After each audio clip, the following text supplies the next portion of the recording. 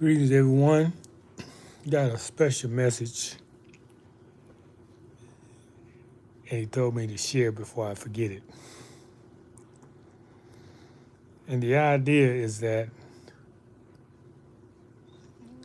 uh,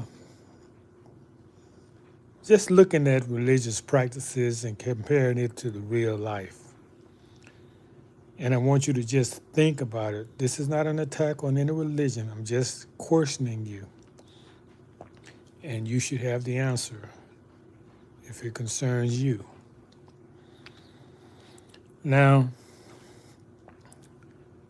one question I have is that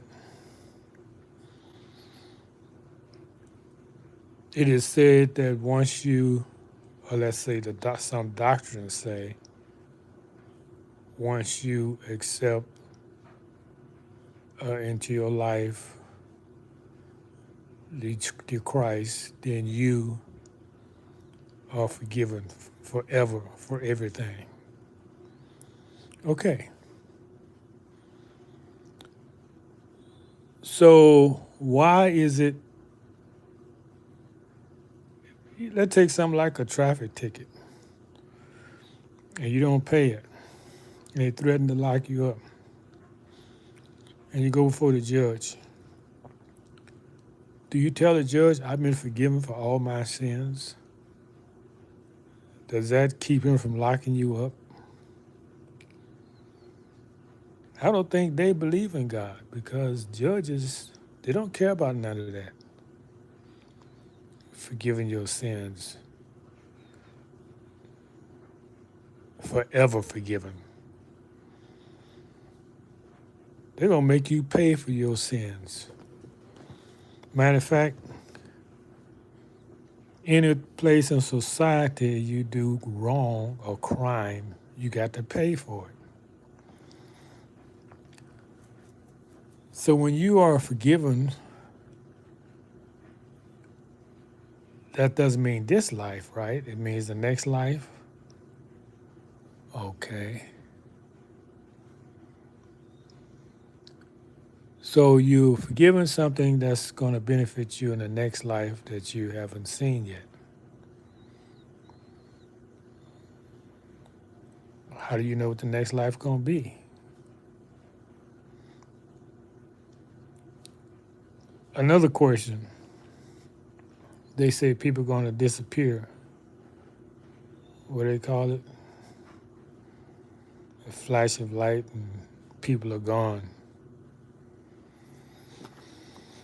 There's a name for it. I don't remember what it is. And the ones, some people going to just be taken away. Not everyone. They say two be laying in bed, one will be taken. So these people who disappear, would you want to be one of the ones who disappeared or the ones who stayed? I don't want nobody to disappear me. It looked like if you disappeared, you one of the unlucky ones.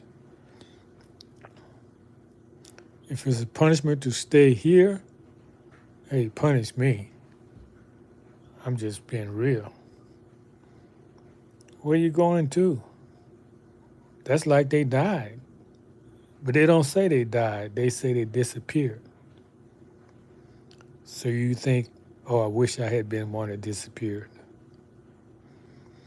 And what if they're thinking, oh, I wished I had lived right so I could stay? You see how everything is switched around? Everything is so confusing. So just some questions I had in my spirit. And a lot of people come on my channel and want to preach to me. But none of the things you apply, I can apply in real life.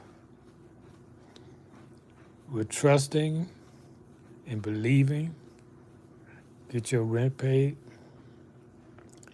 get your car note paid, get your food in your fridge. I think not. I know not. You have to have some type of way to live in this material world. As spiritual as you may be, I don't know anyone who just wishes things into existence. In your mind, they may have been wished into existence. But, however, to me, it's really making you a non-thinking, dumbed-down person. That's my opinion. So I'm gonna cut out unless somebody want to talk to me or ask questions, if you dare.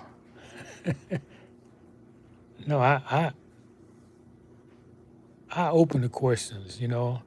I don't believe that it's evil to ask questions.